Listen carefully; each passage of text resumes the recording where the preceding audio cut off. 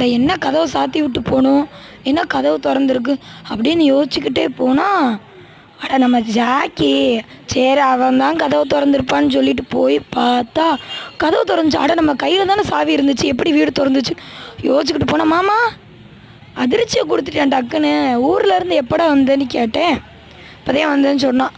அப்போ 2 பேரும் சேர்ந்துக்கிட்டு டிவி பார்த்து உட்காந்துருந்தோம். டிவி பார்த்துக்கிட்டே இருக்கும்போது எனக்கு நல்ல பசி.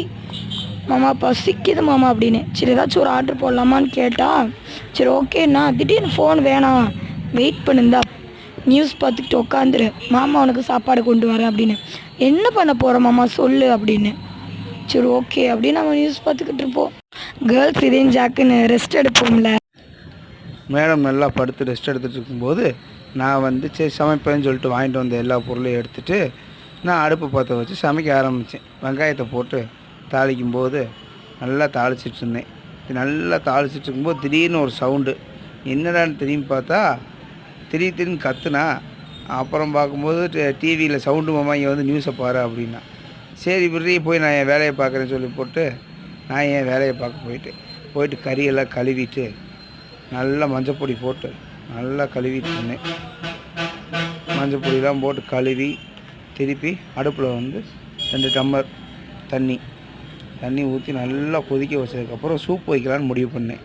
சரி சூப்பை வச்சு இறக்கிடலாம் அப்படின்னு சொல்லிட்டு கொஞ்சம் மஞ்சப்பொடி சீரகம் எல்லாம் போட்டு கறி அள்ளி போட்டு சூப்பை வச்சு விட்டு தக்காளி நறுக்கிட்டு வெங்காயம் தக்காளிலாம் நறுக்கிட்டு சரி ஓகே அப்படின்ட்டு கொஞ்ச நேரம் ரெஸ்ட் எடுத்துகிட்டு சரி ஓகே ஆரம்பிப்போண்டா, சூப் ரெடி ஆயிடுச்சு ஓகே அப்படின்னு சொல்லிட்டு சூப்பை இறக்கிட்டு என் ஒய்ஃபுக்கு கொஞ்சம் சூப்பு ஊற்றி கொடுத்துட்டு இந்தாப்பா சாப்பிடுப்பா அப்படின்னு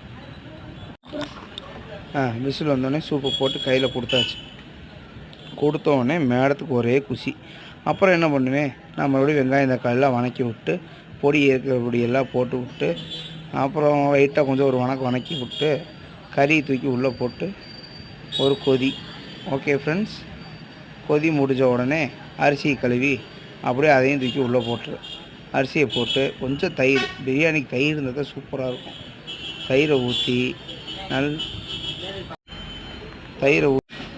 தயிரை ஊற்றிட்டு அப்புறம் கொஞ்சம் நெய் மணக்க ஒரு 1/4 லிட்டர் நெய் நல்லா அடித்து விட்டணுங்க.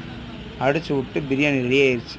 அப்புறம் ஒரு கிளறி நீ சாப்பிட்டு பாரு எப்படி இருக்குமோ சொல்லுடின்னு சொல்லிட்டு நல்லா ஒரு கிளறி அப்புறம் அவள் கையில் கொடுத்து அவளும் சாப்பிட்டு பார்த்து கேவலமாக இருக்குன்னு சொல்லுவான்னு நினச்சேன். ஆனால் நல்லா இருக்குமாம்மா அப்படின்ட்டு ஒரே வாரத்தில் முடிச்சிட்டா. செமையாக இருக்குன்ட்டா. சரி ஓகே ஃப்ரெண்ட்ஸ், அடுத்த வீடியோவில் பார்க்கலாம்.